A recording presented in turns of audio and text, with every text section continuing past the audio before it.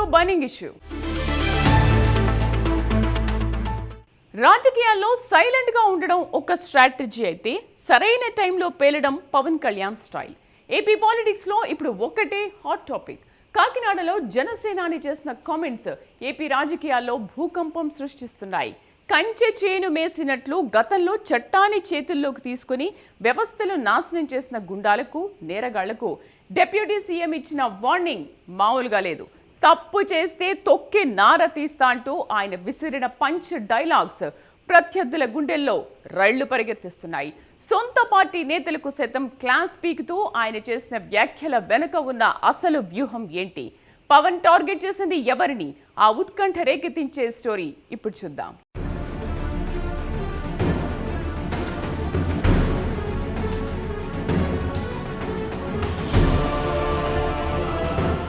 రాష్ట్ర రాజకీయాల్లో ఇప్పుడు ఒకే ఒక అంశం ప్రధాన చర్చనీయాంశం అవుతోంది.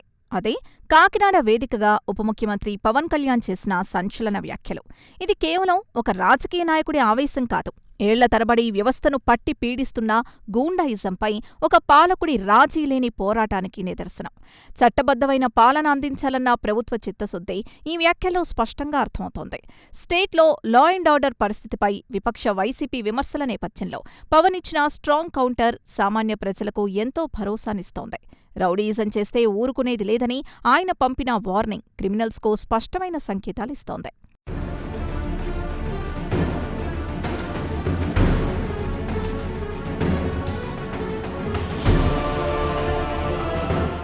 రాజకీయాల్లో క్రిమినల్స్ ని ప్రోత్సహించడం అంటే తాచుపాముకు పాలు పోసి పెంచినట్టే అని పవన్ విశ్లేషిస్తున్నారు. నేరస్తులు రాజ్యాంగ పదవుల్లోకొచ్చి చట్టాలు చేసే స్థాయికి చేరితే సామాన్యుడి బతుకు ఎంత దుర్భరంగా మారుతుందో గత ప్రభుత్వ పాలన మనకు కళ్లక్ కట్టిందని పవన్ కళ్యాణ్ మరోమారు ప్రజల దృష్టికి తీసుకొచ్చారు. అధికారం అండతో రెచ్చిపోయిన కొందరు రౌడీ మూకలు నేటికీ అదే అహంకారంతో బెదిరింపులకు దిగుతూ ఉండడంపై ఆయన తీవ్రస్థాయిలో మండిపడ్డారు. పౌరుల స్వేచ్ఛను హరించేలా ఎవరైనా వీధుల్లోకి వచ్చి సగటు మనుషుల్ని ఇబ్బంది పెడతాయి వ్యవస్థ చూస్తూ ఊరుకోదని ఆయన స్పష్టం చేశారు. ఈ కఠినమైన హెచ్చరికలు రాష్ట్రంలో పీస్ఫుల్ వాతావరణం నెలకొల్పేందుకు ఒక కీలకమైన అడుగనే చెప్పాలి.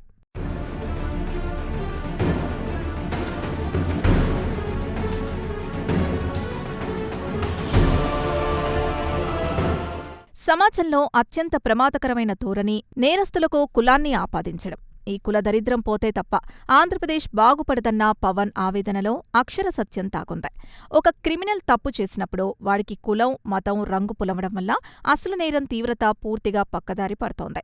ఎక్కడో ఒక రౌడీ చనిపోతే దానికి తనను లాగుతూ కుల సమీకరణాలు చేయడమేంటని ఆయన సూటిగా ప్రశ్నించారు. ఉరుమురిమి మంగళం మీద పడ్డట్టు ఏ తప్పు జరిగినా దాన్ని పవన్కు, ఆయన సామాజిక వర్గానికి ఆపాదించాలనే కుట్రపూరిత మైండ్ సెట్ని సివిల్ సొసైటీ తీవ్రంగా ఖండించాల్సిన అవసరం ఉంది. రాజకీయాల్లో ఇలాంటి డబుల్ స్టాండర్డ్స్ని పవన్ బట్టబయలు చేశారు.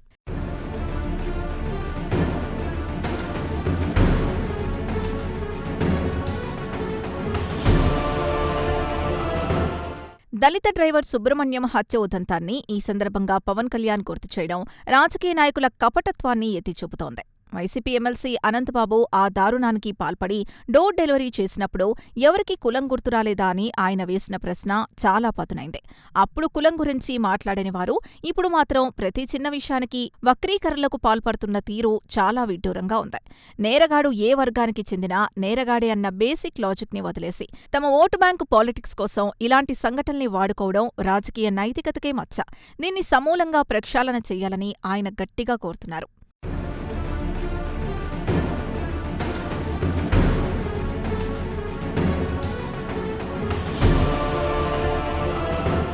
చూశారు కదా, నేరానికి కులం రంగు పులిమి పాలిటిక్స్ చేసే వాళ్లకు పవన్ ఎలా చెక్ పెడుతున్నారో. తప్పు చేసిన వాడికి కులం అంటగట్టడం అంటే వాడి నేరాన్ని పరోక్షంగా సమర్థించడమే. తన పార్టీ నేతలు కూడా ఇలాంటి విషయాల్లో వెనక్కి తగ్గొద్దని, పౌరుషంతో గళం విప్పాలని ఆయన చేసిన దిశానిర్దేశం రాజకీయాల్లో సరికొత్త చర్చకు దారితీస్తోంది. అసలు పవన్ తన ఎమ్మెల్యేలు, ఎంపీలకు ఎందుకంత గట్టిగా క్లాస్ పీకాల్సి వచ్చింది? ఓటు బ్యాంకు భయాలను వదిలేయాలని ఎందుకు సూచించారు? ఆయన మాటల్లోని అంతరార్థం ఏంటో కూడా తెలుసుకుందాం.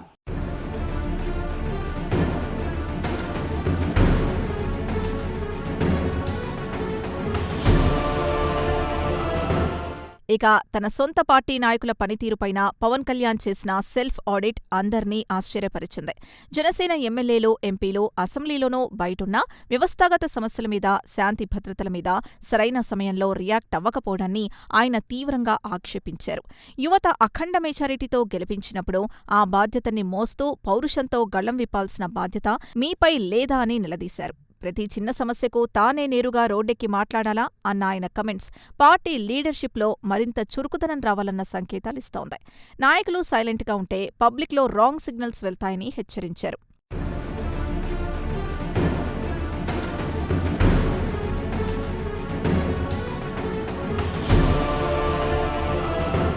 ఓటు బ్యాంకు రాజకీయాల కోసం నిజాలు మాట్లాడ్డానికి భయపడే సంస్కృతికి జనసేనాని చరమగీతం పాడుతున్నారు. ఒక వర్గం వారి తప్పుల్ని ఎత్తి చూపితే ఎక్కడ ఆ కులం ఓట్లు పోతాయో అన్న భయంతో చాలామంది లీడర్లు సైలెంట్ అవుతున్నారు. కానీ మనం సవ్యంగా పనిచేస్తే ఓట్లెందుకు పోతాయన్న ఆయన సూటి ప్రశ్న నేటి రాజకీయాలకు ఒక కొత్త పాఠం. రాజ్యాంగబద్ధంగా, పారదర్శకంగా పాలిస్తూ అన్ని వర్గాలకు మేలు చేసినప్పుడు ప్రజలు ఆటోమేటిక్గా కుల సమీకరణాల్ని పక్కకు పెట్టి డెవలప్మెంట్ వైపు నిలబడతారన్నది ఆయన బలమైన నమ్మకం. ఈ ఫిలాసఫీ జనసేన శ్రేణుల్లోనే కాకుండా రాష్ట్ర రాజకీయాల్లోనూ సరికొత్త డైరెక్షన్ సెట్ చేస్తోందని రాజకీయ విశ్లేషకులు చెబుతున్నారు.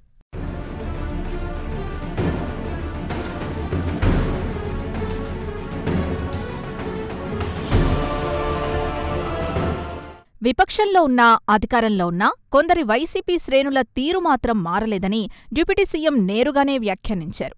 అధికారంలో లేకపోయినా ఇంకా తామే పాలకులో ఉన్న భ్రమలో ఉంటూ సామాన్య ప్రజల్ని, అధికారుల్ని బెదిరిస్తున్న రౌడీ మూకలపై పవన్ కళ్యాణ్ తీవ్రస్థాయిలో ఫైర్ అయ్యారు. 3 ఏళ్ల తర్వాత మళ్లీ మా ప్రభుత్వమే వస్తుందంటూ వాళ్లు చేస్తున్న బ్లాక్మెయిల్ పాలిటిక్స్ పై విరుచుకుపడ్డారు. ఒకవేళ పొరపాటున వాళ్లు మళ్లీ వచ్చినా సరే రౌడీజం చేస్తే తొక్కి నార తీస్తామంటూ ఆయన ఇచ్చిన వార్నింగ్ ఏపీ పాలిటిక్స్లో ప్రకంపనలు సృష్టిస్తోంది. ఈ స్థాయిలో ఒక డిప్యూటీ సీఎం ఓపెన్గా రియాక్ట్ అవ్వడం వ్యవస్థలో చట్టాన్ని చేతుల్లోకి తీసుకునే వారి గుండెల్లో రైళ్లు పరిగెత్తిస్తోంది.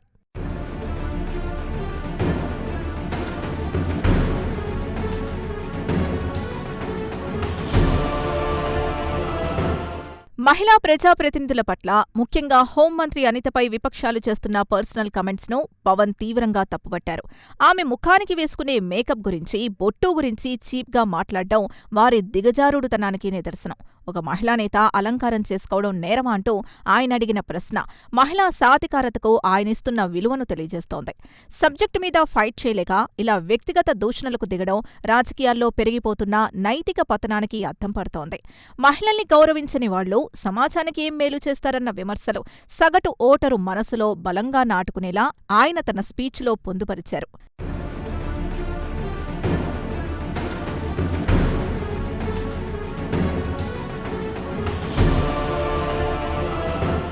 హోంమంత్రి అనితపై వచ్చిన వ్యక్తిగత కామెంట్స్కు పవన్ ఇచ్చిన కౌంటర్ ఎంత పదునుగా ఉందో గమనించారు కదా.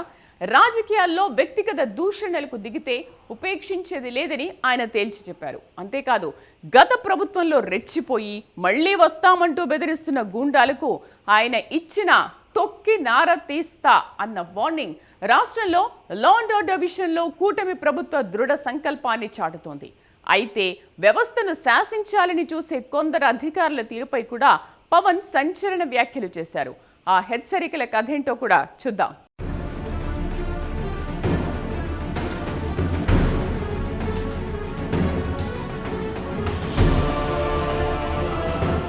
చట్టాన్ని అతిక్రమించే నేరగాళ్లు, గూండాలు తప్పు చేయడానికి, ఆలోచించడానికి కూడా భయపడేలా మన సిస్టమ్ ఉండాలని పవన్ బలంగా కోరుకుంటున్నారు. లా అండ్ ఆర్డర్ తన చేతిలో లేదు కాబట్టి వారు అదృష్టవంతులు అని ఆయన చేసిన కమెంట్ చాలా లోతైంది. ఒకవేళ హోంశాఖ తన వద్ద ఉండి ఉంటే నేరస్తుల పట్ల తీసుకునే యాక్షన్ ఎంత రూత్లెస్గా ఉంటుందో పరోక్షంగా హెచ్చరించారు. ఈ డైలాగ్ రాష్ట్రంలోని నేరగాళ్లలో భయాన్ని, సాధారణ పౌరుల్లో రక్షణ భావాన్ని ఏకకాలంలో పెంపొందించింది. ప్రభుత్వానికి ఇంకా 3 ఏళ్ల సమయం ఉందని, ఈలోగా చట్టం తన పని తాను చేసుకుపోయేలా స్ట్రిక్ట్ యాక్షన్ ప్లాన్ ఉంటుందని ఆయన క్లియర్గా వార్నింగ్ ఇచ్చారు.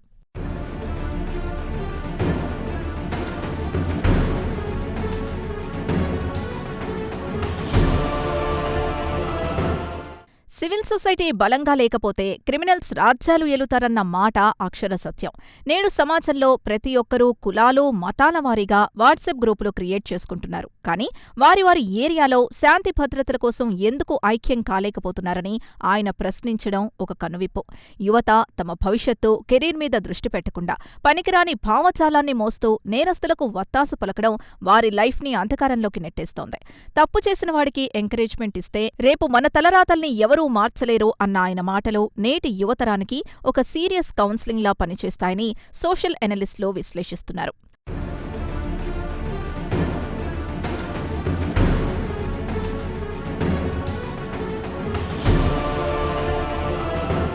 బ్యూరోక్రసీ వ్యవహార శైలిపై కూడా పవన్ కళ్యాణ్ తనదైన స్టైల్లో చురకలంటించారు. గత ప్రభుత్వంలో కొందరు అధికారులు వ్యవస్థను లోపల్నుంచే నాశనం చేశారు.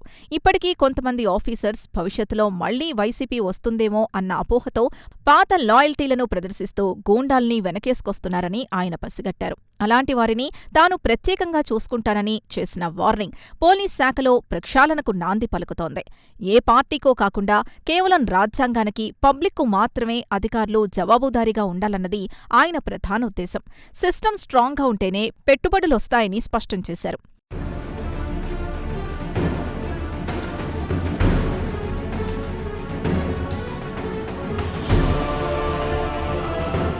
గతంలో సోషల్ మీడియాలో పోస్టులు పెడితే ఇళ్ల మీదకొచ్చి బెదిరించిన సంస్కృతిని ఏపీ ప్రజలు చూశారు. కోనసీమ లాంటి ప్రశాంతమైన ప్రాంతాల్లో సైతం అలజడులు సృష్టించిన చరిత్ర కూడా లేకపోలేదు. ఆ భయంతోనే చాలామంది ఇప్పటికీ మౌనంగా ఉంటున్నారని గ్రహించిన పవన్ వాళ్లు మళ్లీ రారు అన్న ధైర్యాన్ని ప్రజల్లో నూరిపోస్తున్నారు. ప్రభుత్వం మారినా ఇంకా పాత వాసనలు వదలని రౌడీలకు తమను ఎవరూ ఏమీ చేయలేరన్న ధీమాను బ్రేక్ చేయడం కూటమి ప్రభుత్వ ప్రాథమిక లక్ష్యమని అర్థమవుతోంది. పబ్లిక్ జీవితాల్ని శాసించే స్థాయికి ఏ క్రిమినల్ వచ్చినా వారిపై తిరగబడేందుకు తాను జీవితకాలం సిద్ధంగా ఉంటానని ప్రకటించడం ఒక పాలకుడి కమిట్మెంట్కు నిలువెత్తు సాక్ష్యం.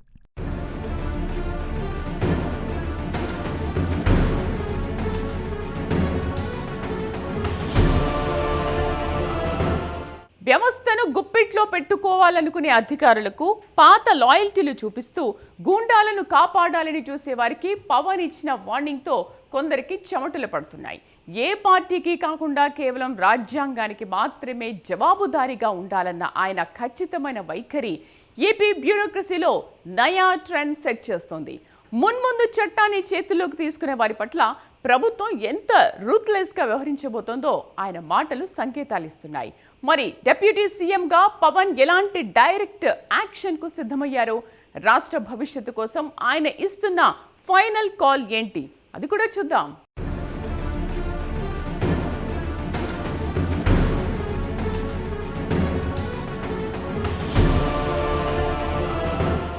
చిన్న వయసులోనే 23 నేరాలు చేసిన ఒక క్రిమినల్ని పసివాడు కాబట్టి వదిలేద్దామంటూ వెనకేసుకొచ్చే వారిని సమాజం ఎట్టి పరిస్థితుల్లోనూ క్షమించకూడదు. మెడలు కోసేసే వాళ్లకు ఏజ్తో పనిలేదు. వాళ్లకు కావాల్సింది కఠిన శిక్షే కాని సానుభూతి కాదని ఆయన తేల్చి చెప్పారు. తప్పు చేసేవారికి, అత్యాచారాలు చేసే మృగాలకు కులం, మతం అనే ట్యాగ్స్ తగిలించి వాళ్ల క్రైమ్ని డైల్యూట్ చెయ్యొద్దని పవన్ వేడుకుంటున్నారు.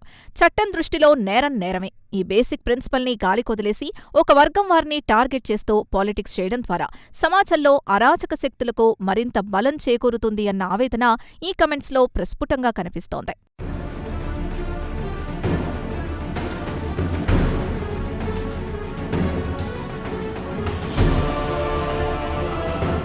ఒక బాధ్యతాయుతమైన డిప్యూటీ సీఎంగా కీలక అంశాలపై దృష్టి సారిస్తానని పవన్ చెప్పడం కూటమి ప్రభుత్వంలో జవాబుదారీతనాన్ని పెంచుతోంది.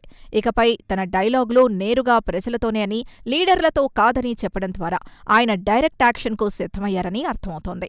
వ్యవస్థల్ని బలోపేతం చేయడానికొచ్చిన తాను ఎట్టి పరిస్థితుల్లోనూ వాటిని బలహీనపడనివ్వనని ఇచ్చిన హామీ సామాన్యుల్లో నమ్మకాన్ని పెంచుతోంది. ఈ స్టాండ్తో స్టేట్లో గుడ్ గవర్నెన్స్ దిశగా బలమైన అడుగులు పడుతున్నాయి.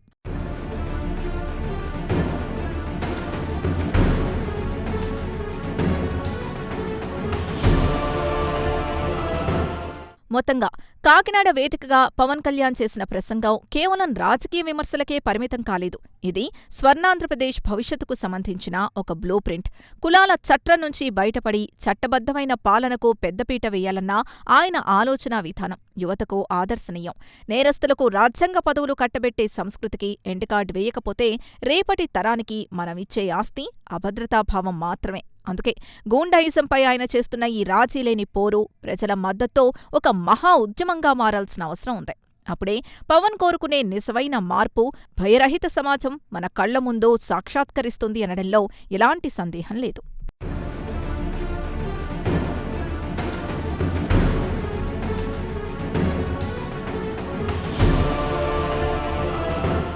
రాజకీయం అంటే కేవలం ఓట్లు, సీట్లు కాదు, భావితరాలకు భద్రమైన భవిష్యత్తును ఇవ్వడం. కాకినాడ వేదికగా పవన్ కళ్యాణ్ ఇచ్చిన మెసేజ్ ఇది. కులాల కుమ్ములాటలు వదిలి చట్టాన్ని గౌరవించే సమాజం కోసం ఆయన చేస్తున్న ఈ పోరాటం ప్రతి ఒక్కరిని ఆలోచింపజేస్తోంది. నేరస్తులను నెత్తిన పెట్టుకుంటే మన తలరాతలు ఎలా మారుతాయో ఆయన కళ్లకు కట్టారు. వ్యవస్థలో గూండాయిజానికి ఎండ్ కార్డ్ పడాలంటే కేవలం నాయకులే కాదు, సామాన్య పౌరులు కూడా ధైర్యంగా గళం విప్పాల్సిన టైం వచ్చేసింది. పవన్ కోరుకుంటున్న ఆ మార్పు దిశగా అడుగులు పడితే ఏపీ భవిష్యత్తు ముమ్మాటికి భద్రమే.